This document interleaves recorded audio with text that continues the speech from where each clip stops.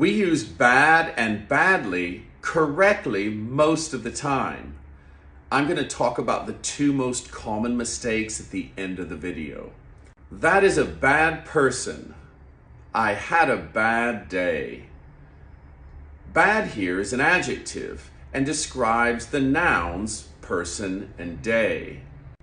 As an adverb, badly most often describes verbs.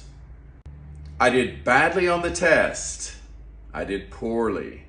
I drove badly on the driving test. I drove poorly. But there are two common mistakes that many of us make. I feel badly. They smell badly.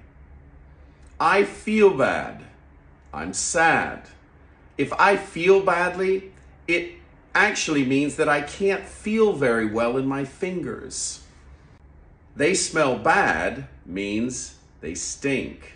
If they smell badly, it means they can't smell very well. Their nose doesn't work. Now it's your turn. Practice below in the comments the 3 questions found in the caption under this video.